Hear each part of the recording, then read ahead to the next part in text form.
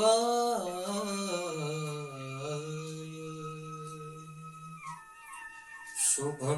शुभं कुरु नमः शिवाय।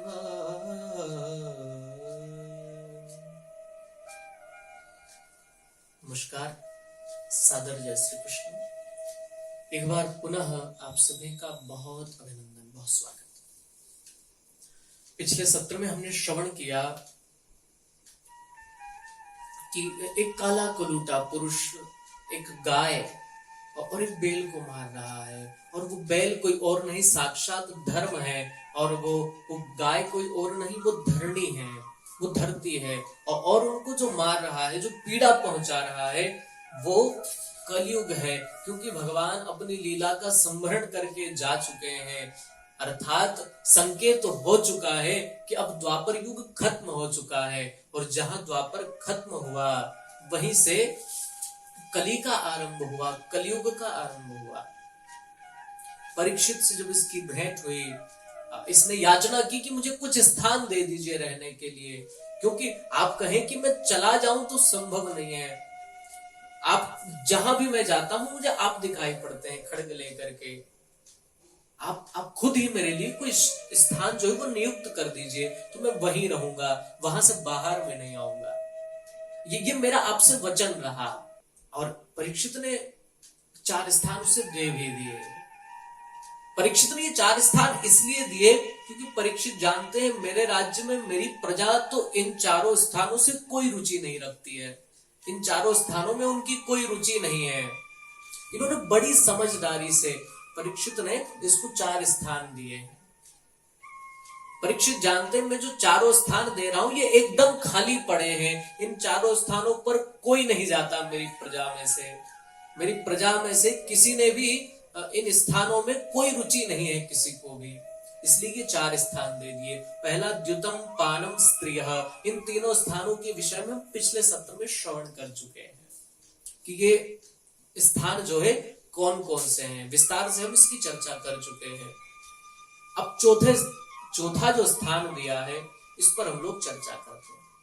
चौथा स्थान है हिंसा। जहां पर हिंसा होती हो वहां पर कलयुग का वास है, वहां कलयुग रहता है। मैंने निवेदन किया था हिंसा कई प्रकार की होती है, हिंसा कायिक भी होती है, वाचिक भी होती है और मानसिक भी होती है। पहली हिंसा तो वो जहां पर निरपराध लोगों को सताया जाता हो, निरपराध जीवों की जहां पर हत्या कर दी जाती हो अपने स्वार्थ के लिए। हम लोग कई बार देखते हैं लोग बलि प्रथा के नाम पर अपने पेट की अग्नि को बुझाने के लिए, मुझे नहीं लगता कि कोई भी देवता ये कहता होगा, कोई भी देवी जो है वो ये कहती होगी कि मुझे बलि चाहिए, या मुझे उस जीव की बलि चाहिए। कई बार लोग देवियों का सहारा लेकर के अपना जो स्वाद है उसके लिए जो निरपराध जीव है, जिन्होंने कुछ नहीं किया है, जो बेचारे बोल भी नहीं सकते हैं, ऐसे जीवों की हत्या कर देते हैं। और ये सदियों से चला आ रहा है। धीरे धीरे इसमें थोड़ी जागरूकता बढ़ रही है, परंतु जिस गति से बढ़नी चाहिए उस गति से काम हो नहीं पा रहा है। तो देवियों का नाम लेकर के या फलाने देवता जो है वो बलि मांगते हैं, ऐसा सब आश्रय लेकर के लोग जो अपना खुद का जो उनका पेट उसको भर रहे हैं, वो लोग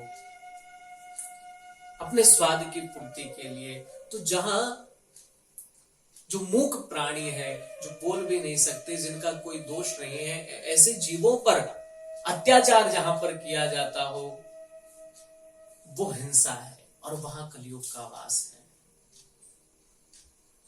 एक बात मुझे समझ नहीं आती, बहुत लोग कहते हैं कि देवता जो वो बलि मांगते हैं या देवी ने मांगी, देवी के विषय में कहा जाता है कि भगवान कहते हैं या देवी कहती है सब मम प्रिय सब मम उपजाए।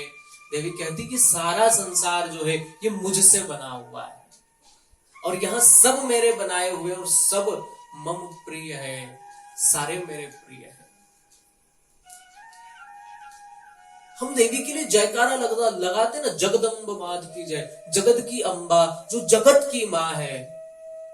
तो तो जो जगत की माँ है, वो जो इंसान की माँ है, जो जो जो पशु की माँ है, जो पक्षियों की माँ है, जो सबकी चराचर की माँ है, जो इंसान की माँ हो सकती है, वो एक गाय की माँ हो सकती है, वो एक बकरे की माँ हो सकती है, वो सबके लिए बराबर है। वो जगत की माँ है। और कोई भी माँ ये नहीं चाहती कि उसके बेटे या उसके द्वारा जो उपजाया हुआ है वो उसका वध उसकी आंखों के सामने कर दिया जाए। किसी माँ के सामने यदि उसके बच्चे को मार दिया जाए तो उसकी क्या पीड़ा होती होगी, और ऐसी माँ जो है आपको क्या आशीर्वाद देती होगी? मुझे तो नहीं लगता। आपको श्राप और देती होगी वो देवी, जहां आप अपने स्वाद के लिए, आपका पेट भरने के लिए और अपने निज स्वार्थ के लिए उसका आश्रय लेकर के, उसका नाम लेकर, जहां जहां मूक पशुओं का बलिदान कर देते हैं। मुझे नहीं लगता कि देवी खुश होती हो। और फिर हिंसा होती है कायिक, जो काया के द्वारा, अर्थात शरीर के द्वारा।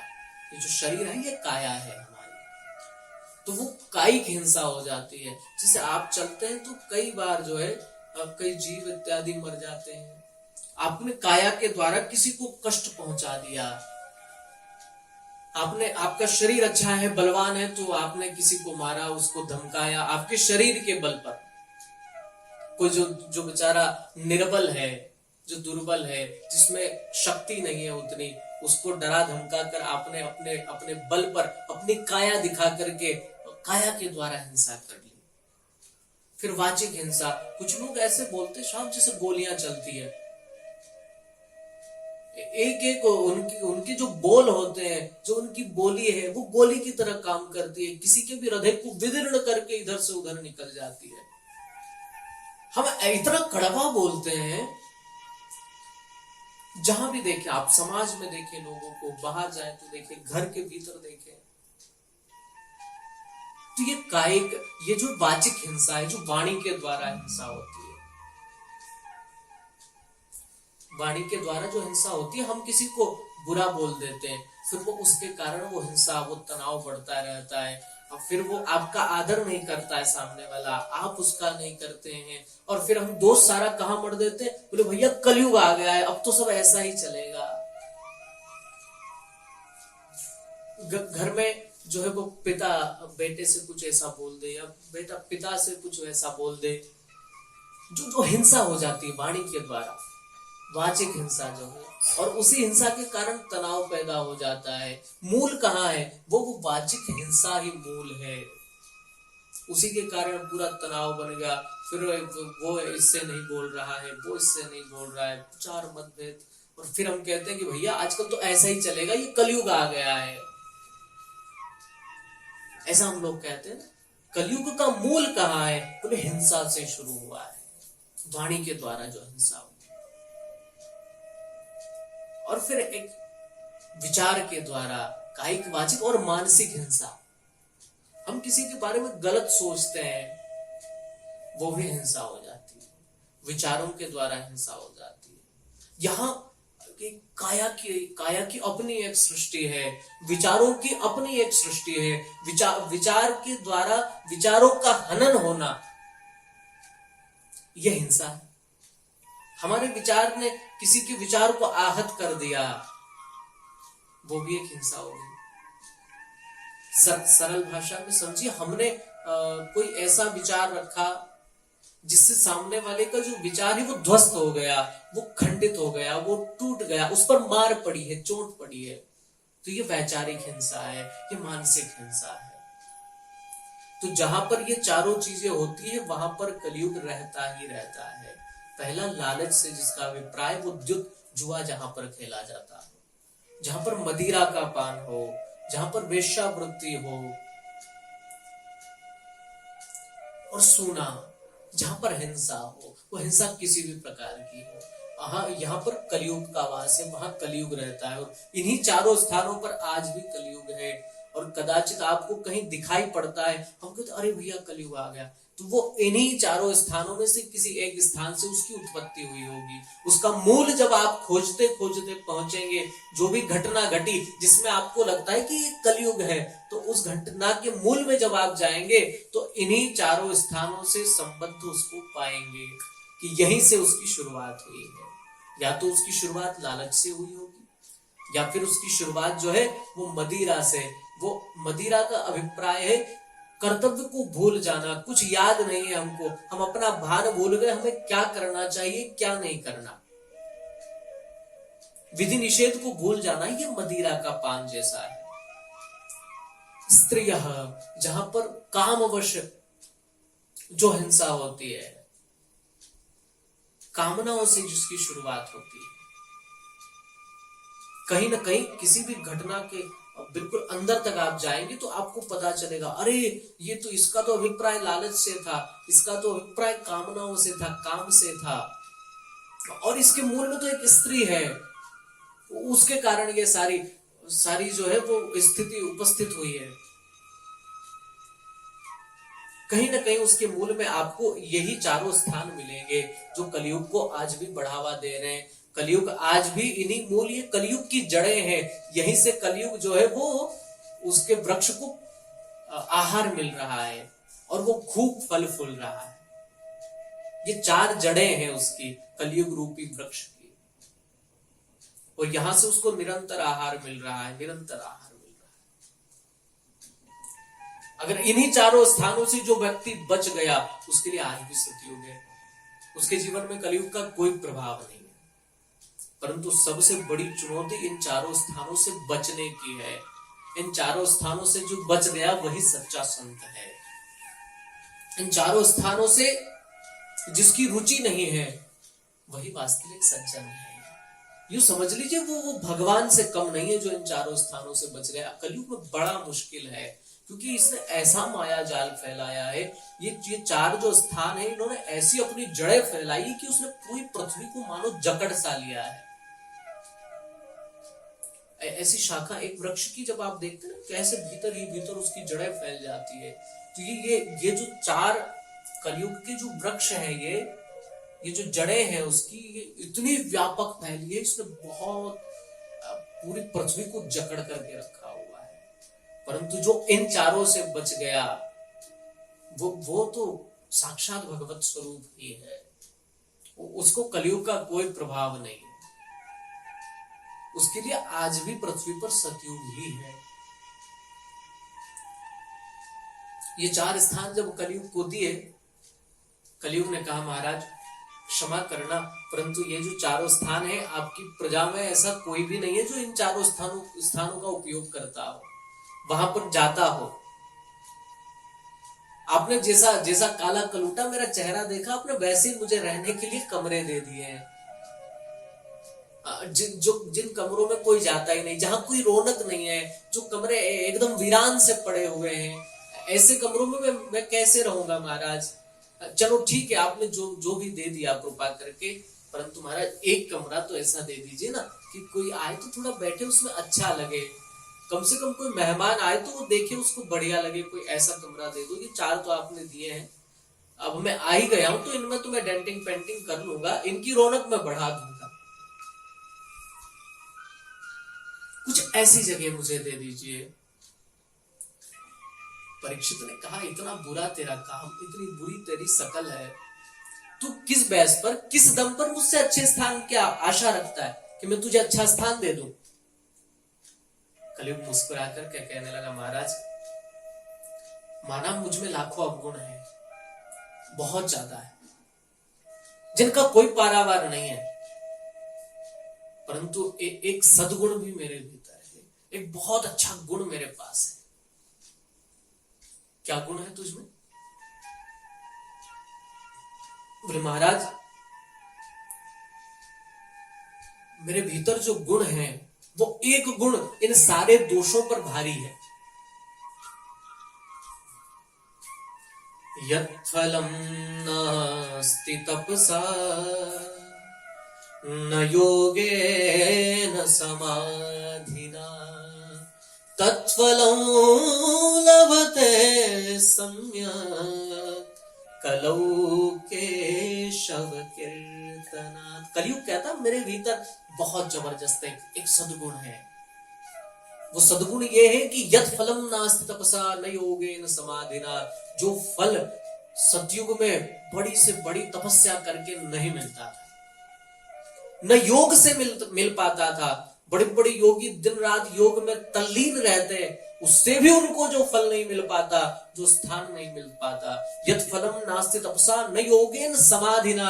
और नहीं समाधि में जो फल मिलता है, नहीं समाधि करने से, समाधि में बैठने से जो उत्कृष्ट स्थिति मिलती है, उससे भी अच्छी स्थिति, उससे भी अच्छा फल भगवत भजन का यदि कहीं मिलता है तो वो मुझ कलयुग में मिलता है।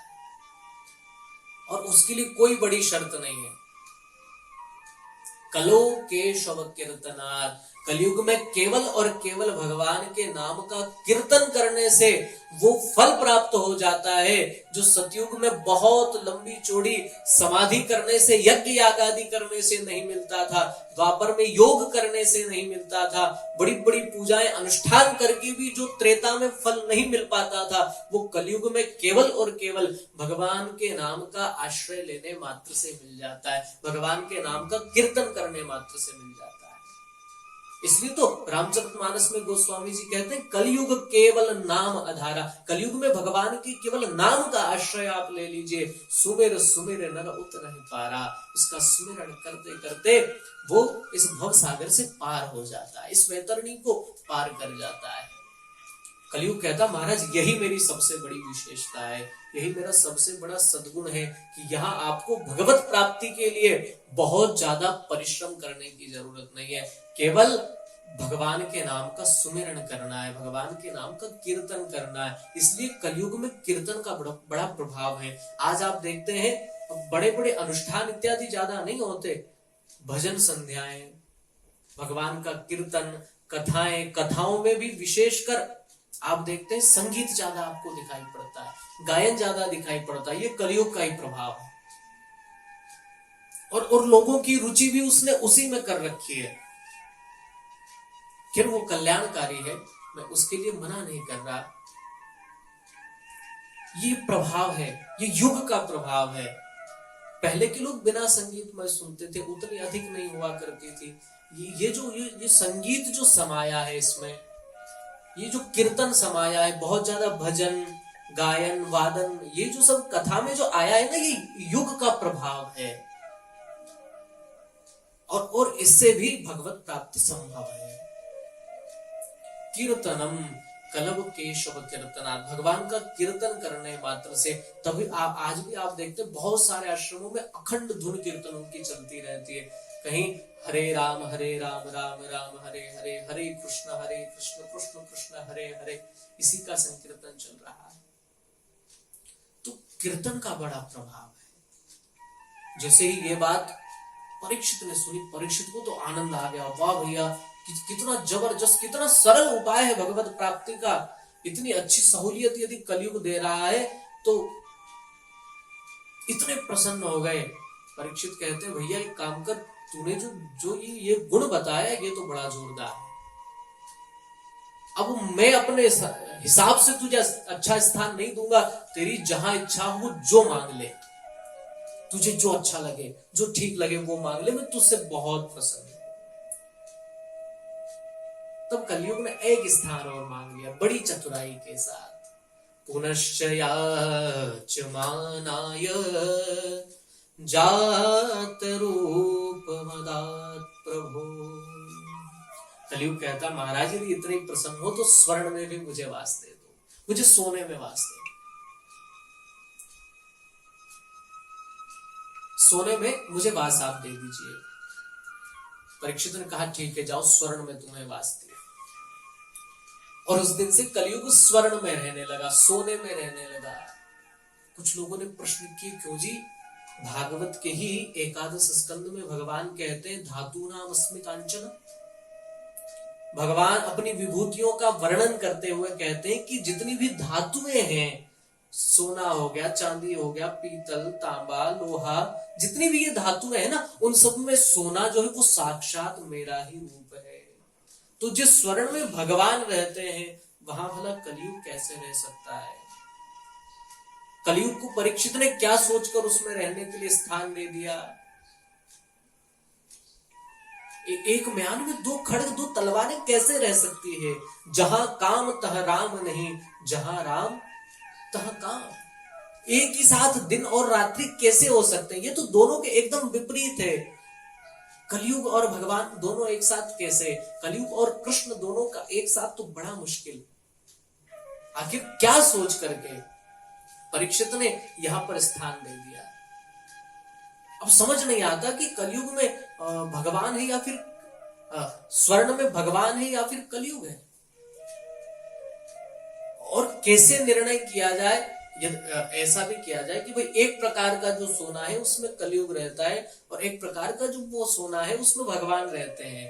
तो ये कैसे निश्चय किया जाए कि किस सोने में भगवान का वास है और किस स्वर्ण में कलयुग का वास है? ये बड़ा महत्वपूर्ण विषय है, परंतु इस विषय पर हम लोग अगले सत्र में प्रकाश डालेंगे। आप सभी लोग खूब श्रद्धा पूर्वक सुने, आप भी सुने औरों को भी सुनाएं।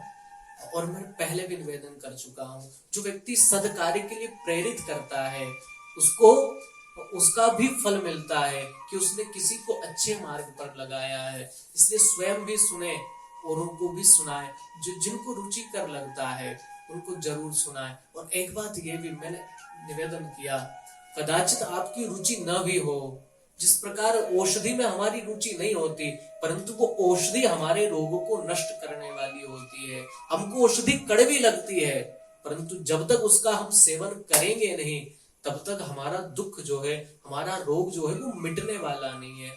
इसलिए आप दिन भर में यदि 23 घंटे या फिर 23 घंटा 30 मिनट अपनी रुचि का काम करने में लगाते हैं तो कदाचित कभी कभी अपने आत्म कल्याण के लिए उन 24 घंटों में से 20 मिनट उस औषधि के लिए दे दीजिए, जो भले थोड़ा अरुचिकर लगे परंतु लाभ वही देने वाली है। आपको ये 20 मिनट में इतना रिचार्ज कर देने वाली है, इतनी ऊर्जा आपके भीतर भर देने वाली है श्रीमद् भागवत, कि आपकी वो 24 घंटे जो है उसको ये संवार देगी।